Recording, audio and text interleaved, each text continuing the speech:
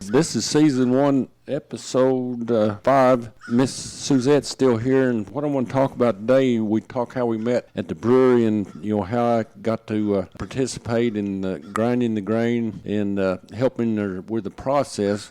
And I asked Suzette if she'd help me do this podcast from start to finish on brewing. Can you tell us what the first step and your decision, what you're going to brew, then go from there? Yeah. So, the first thing you got to know is your beer styles. You have to know what a lager, an ale, right? So, which is the two big broad categories of beer.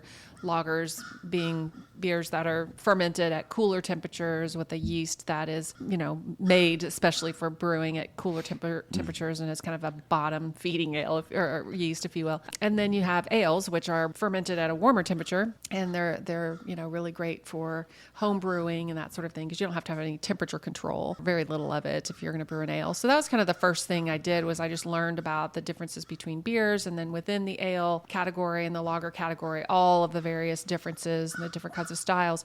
So then my first step was to just kind of think about flavor profile. Style, I would choose style first. Do I want to do a Kolsch? Do I want to do a Pilsner? Do I want to do a coffee stout or, a pale ale or whatever it was? I'd choose a style and then think about flavor profiles so that, I knew if I wanted to add any flavoring because, also just for listeners, just to make sure beer is only 3 ingredients plus. Really it's 4. It's like you have to have water, you have to have grain or malted grain and yeast. And then once hops were introduced, you now have those 4 ingredients. That's all you need to make beer is water, grain, malted grain, and hops, and then yeast to actually turn it into beer. So you make the liquid and then you add your yeast and let it do its work. So yeah, that was the first step is just what style do I want? What flavor profile do I want? So then I would look at, the different kinds of grains that are available. Is it going to be a dark beer, a light beer? Am I going to use, every beer has basically what's called a base malt. You use a lot of pale or Pilsner, maybe some Maris Otter, but you would have a base malt that would be maybe 80%, 70 to 80% of your grain bill. And then you would have your specialty grains for additional flavor profiles, and of course, darkness, how light or how dark you want it to be. If you want a dark roasted beer, you have, maybe some chocolate malts and some roasted barley. If it's going to be a light beer, you maybe want to throw in some Vienna or some Munich or something, that has, again, if it's related to the style, but that is kind of a lightly toasted malt. So that's the first step, is just thinking about style, flavor, and am I going to add any adjuncts to it? Am I going to add any apricot to this or any strawberry? I love to add fruit or, even... Yeah. One of my favorite beers was the strawberry basil blonde. So it was a Belgian blonde. I love that beer. I miss that beer. I'm gonna have to brew it again. But the Belgian blonde beer that I then conditioned with strawberry and basil so that it had kind of both that savory and sweet profile to it. Very subtle, but it was so good. Really, really nice and smooth. But over my time of brewing, I brewed, I haven't counted, but well over 200 different styles and flavors. Styles of and beer, flavors. Yeah. There's always something for everybody. Yes. That's the thing. Beer is infinite. You can make, everyone's beer, IPA X, IPA Y, they're entirely different because you've got, all the different infinite combinations, grain and yeast strains, because when we talk about just yeast, there are yeast strains. So within the ales and the lagers, there are lots of different strains of, your Quebecs and your, cleaner yeasts. And it's on, and you could go on and on and on. Just infinite. We could do this, for a semester right here. Yeah. We could study, beer for a semester. Exactly. It's a lot of information. You think 4 ingredients, there's a limited number, and it's not because, right. Like I said, all the different, one bag of the same name of grain could taste different from another if it was harvested in different places. Yeah. And then different roasters, different maltsters. Roasting. People that are, you have your different varieties of pales, it's like pale ales, you have, pale malt, you have, depending on who you get it from. And then you have other things that you can do with it in terms of, the actual way in which you mill it and such. It's just, there are so many decisions to make. And it's really, for me, it was all about experimentation. I wasn't in this business to make a particular beer and remake it the same way over and over and over again.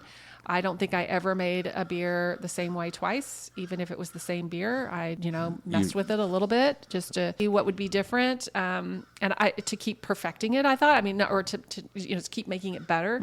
And I do think that the beer that I brewed when I very first started, and then 4 years later, the beer was a lot better just because I just kept playing with it and understanding how to make better tasting beer. So it was good from the beginning, but it was even better after many years. So I think that's, a lot of home brewers understand this. It's just playing around. You're just constantly playing around with, what you can make. It's literally, it's art in many ways. It's there's a lot of science to beer, clearly. Yes. But there's also a lot of art to beer. It's what drew me to beer, and what draws a lot of people to beer is the fact that it is kind of equal parts science and equal parts art. Yes, there's a lot of science to it. I couldn't believe how much science there is to it. And so you decide to say a Kolsch. How do you know how much quantity to put in each one? Is it a website or a rule of thumb, or how does that work? Well, there are tools that you can use, and I often would use what's called Beersmith. They have a lot of home brewers use it, but there's also a commercial version that would help you construct a recipe based on some target numbers that you wanted to hit. Say, for example, you wanted a beer that was at, a 5.8% ABV or 6% ABV or a 5.5% ABV, right? It would help you hit those kind of in general, those targets. There are a lot of variables here because you can choose grain and the amount of grain based on the target numbers, but then the efficiency of your system and what you're able to produce in terms of, once you mash that grain in and then your system kind of takes over, your system's not going to be 100% efficient in the sense that you're going to get all the sugars you can. You want to get as much sugar as you can out of your grain, if that's your goal anyway, is to get as much sugar as you can out of your grain so that it will ferment into the beer. But, there are lots of things that will vary throughout that process. So you use a tool like Beersmith. There are others too, but that's the one I used primarily. Help give me a ballpark. It was always kind of ballparking it of like, I'm going to use, and then once you do it for a while, you realize, I can use this much grain. I can use, this amount of grain, and I'm going to get in the ballpark of a 6% beer or whatever. Yeah. And then things will happen. Temperature happens, humidity happens, all kinds of other variables that can come into play during the fermentation process that will affect an ultimate outcome. And this is where your bigger breweries that have, like your core, your big domestics or your big craft breweries that will have a lot more sophisticated equipment and will have a lot more, just dials they can turn basically to really, hone in on that consistency because they need a commercial product that will taste the same every time, which as a small brewery operating on a 1-barrel batch system, that was not our goal. We didn't really care that the next time you came in and had a Kolsch, it was a little bit different. Right. That was the beauty of it to me, was that you would have a little bit of variability in it. So it all depends too really on what the brewery is trying to do and what their goals are. Big ones, they have their own people that are making that same grain every single time. Usually your big domestic ones are going to have your main suppliers. It's still going to be the variable of weather. Right, exactly. Theirs is still going to be different, right? Whether they like it or not. It's probably just not that detectable to the human tongue. It'll probably be detectable in instruments, but for us, it was like sometimes we would typically use the same grain, the same maltsters every time, but every now and then it was like there was a special going on a different, variety. So we would try it. Somebody would say, hey, here's a free bag of grain to try. And so we played around in some ways with some grain just to see what difference it made, right. And again, if you're drinking it all the time, if you're really knowing what you're doing, you can detect it. But I would say that 99% of the customers that are coming in are not necessarily detect any significant difference. Yeah, I got one thing to point out about craft brewers is in Oklahoma, at the quick stops at one time, the beer that you can buy in the quick stop is the ABV, and she mentioned it as alcohol by volume. It used to be 3.2%, and Miss Suzette is getting these beers up to 5 to 6%. So a lot of people say, "Oh, this beer is more expensive." Well, getting twice as much bang for the buck, and usually it's a better. When basically now 3.2 is unheard of in Oklahoma. It's usually from 4% to to 5 is usually what they're selling the over the counter beers now. And Miss Suzette at the time could, like I say, 5 would be usually on the low end. So if you want bang for the buck and you want different flavors, that's why Karen and I like craft beers, because we just like to taste them and. Well, they have flavor. They're not, the they're flavor. not beer water. Liquid food. I mean, it's like liquid beer. It's just, there's a lot of flavor. There's a lot of variability in the flavors. It's not bland. I mean, I enjoy a Modelo is what I'm drinking right now. I mean, which isn't really, I think, a domestic, but it's, just a pretty typical lager beer. And I do enjoy that. But when I love to go into a brewery and get a flight and taste all the different flavors, even within like an IPA, like 4 different IPAs, and see, the difference between, a kind of a more American IPA to a New England IPA to a West Coast IPA. So, I mean, there's just a lot of playing around that you can do with the beer, which makes it really. So you made a decision on what beer then you have a grain bill, which is basically the amount of grain, the amount of types of yeast, the little. The hop additions and everything. So now you got a game plan. And when, for instance, we were working with a 35-gallon goal. Yeah, it's a 1-barrel system. Go ahead. And so we would typically, we would mash in, around with about 40 gallons and run off maybe about, 40 to 42, and then run off somewhere between 38 to 40 gallons into the kettle, to the brew kettle. And then we would yield into the fermentation tank somewhere around 34 to 35 gallons approximately, hoping to yield at the end of the day, after you have, done all of your vinyl hop additions, adjuncts, everything, that you end up with about 31 gallons of beer that you would then package into kegs or cans or exactly. whatever. So when we to make a brew, she'd give me the grain bill. I'd go in the grain room and whatever, the pale ale and Maris Otter or Pilsner, whatever. I want this many pounds of each one. So I'd grind it out, weigh it, take it to her. Okay, this is what I do the buckets.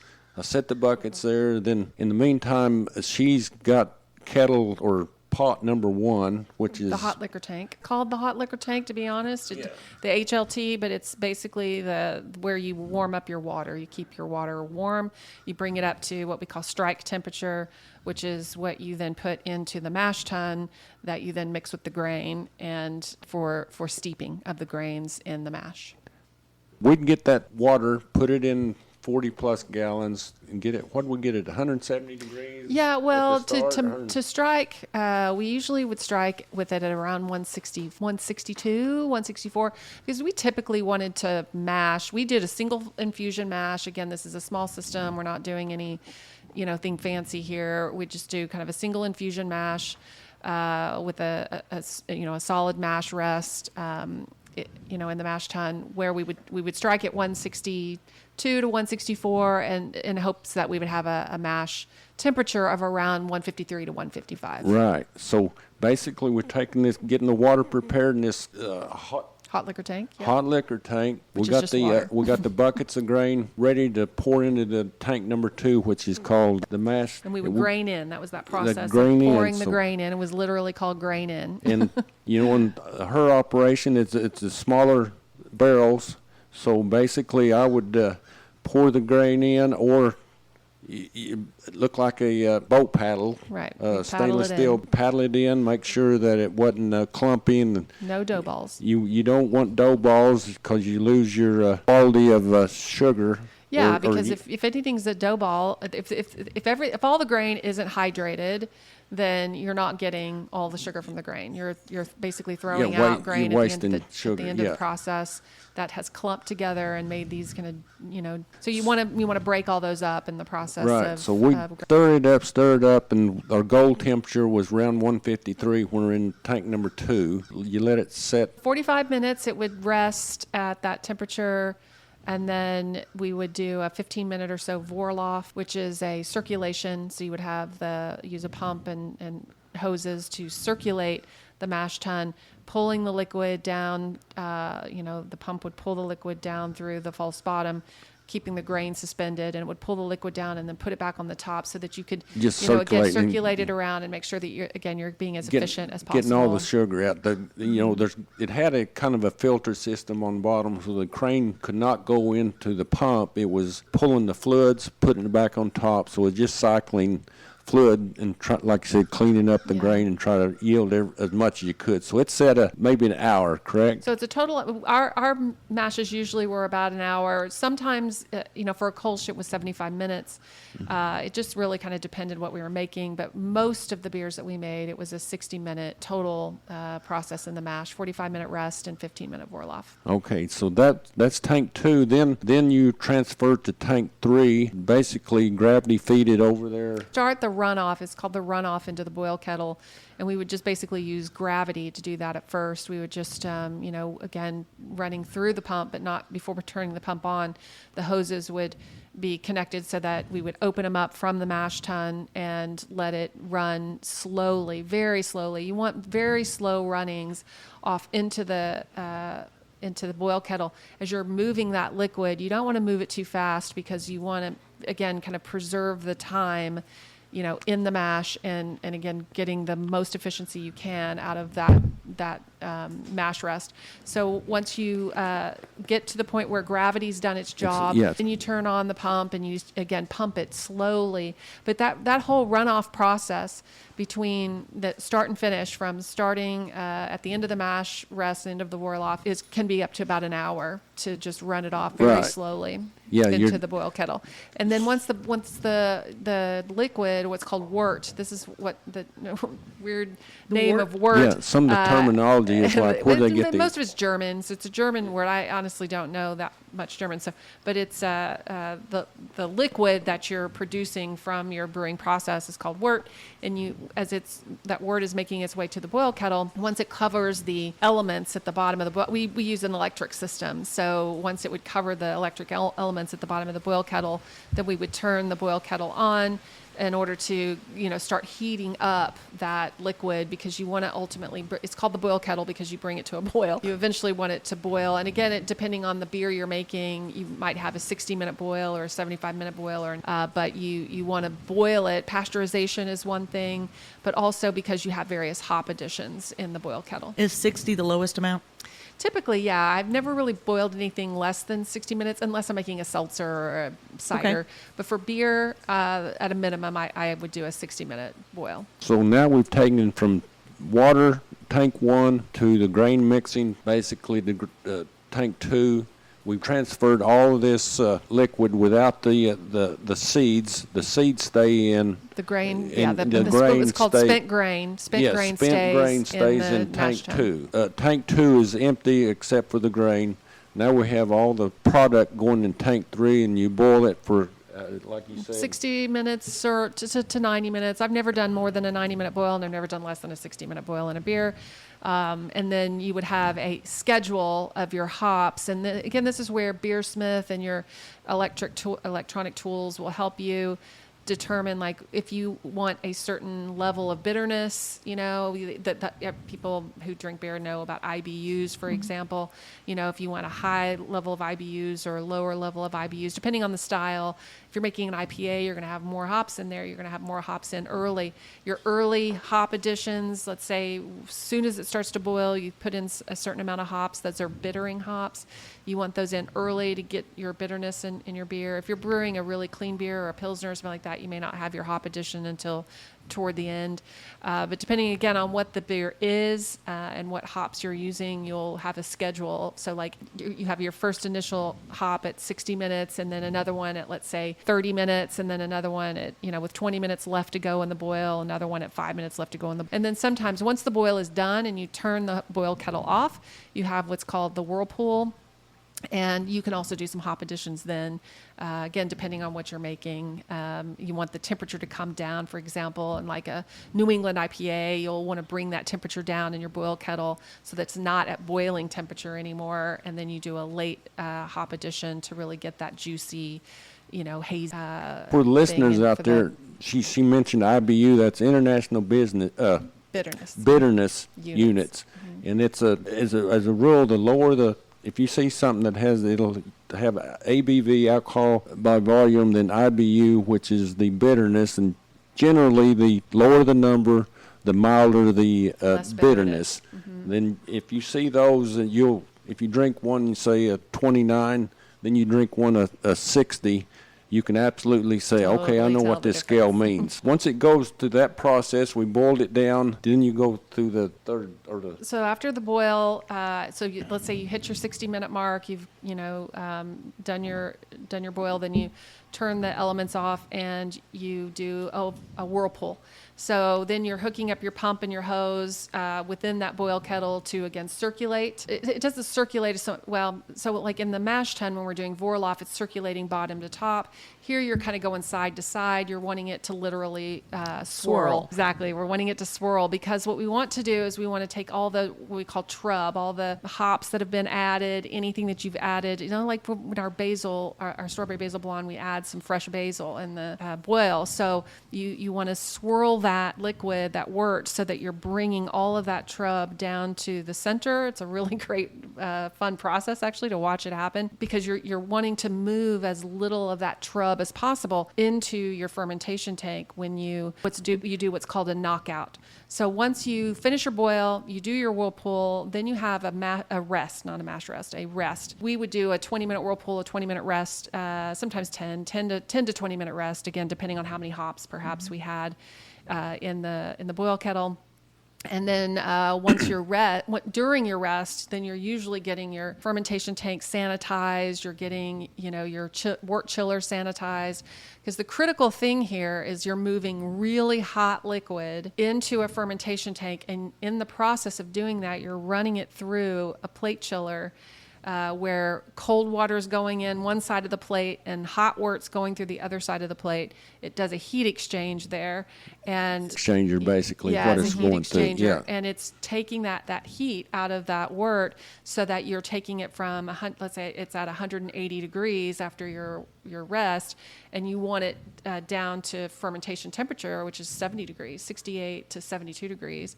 Or even 50 degrees, depending on if you're doing making a lager. So best beer is made when you can really control that temperature and do it quickly. When you've got a quick drop from that boil kettle into your fermentation tank. This is where bacteria can be introduced into your beer. Bacteria is horrible for beer, unless, of course, you're making a sour, by the way, in which case you intentionally add bacteria into your fermentation process. Or if you do a kettle sour, you might introduce it. I didn't know that's what made a sour. Yeah, it's the long word for the bacteria that... I don't know. Good gut, like it's a probiotic. It's basically a probiotic. Okay. Yeah. So we would literally buy capsules. I always used the probiotics. Everybody might be interested to know I use the probiotics for the vagina. The probiotic that's really great for vaginal health is what. And that's what you put in your beer. In my beer. I love it. Yeah. Okay, so.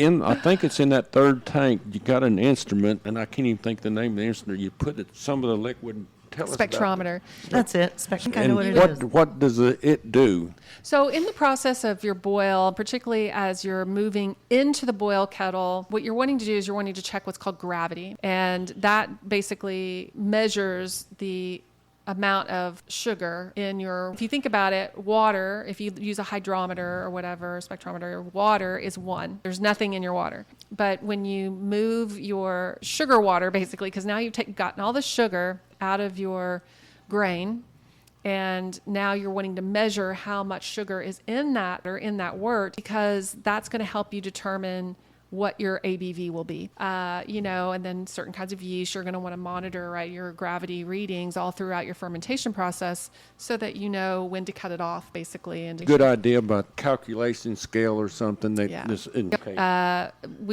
There's Plato scales, or there are others, but we use standard gravity, specific gravity, SG, my initials. You got a pretty good idea, probably going to be ABV of this. And pretty good idea. You know that when you're in the boil, so when you're moving the wort from the mash tun into the boil kettle, you're monitoring the level of gravity there, because that's going to give you a sense of like where it's going to come out at the end.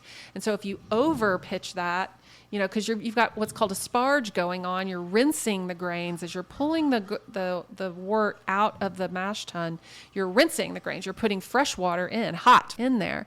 And so you don't want to pull too much of that out, or you're going to end up with too low of an ABV. So you've got to be watching your levels, your volume, and your gravity numbers. So when the wort's hot, we use a spectrometer, but you would just do a couple drops on the spectrometer, and then you hold it up to your eye, and it tells you what your gravity is. But once the wort is cold or cool, then we used a hydrometer. Would put it in just a little flask and a cylinder and measure it. You got this transferred to your, I'm going to call it the final tank. Can you tell us what the fermentation tank? Okay, yeah. Then goes in the fermentation tank, and like you said, it's pretty specific temperature that does that, right. Correct? Go ahead. So you want the temperature, again, depending on whether you're making it an ale or a lager. If you're making an ale, we typically would make our ales, again, depending on exactly what we're doing. Most of the time we're fermenting it at 68 degrees, sometimes 70, sometimes 72, but mostly at 68 degrees. And then most of our lagers we would do at around 50 to 55.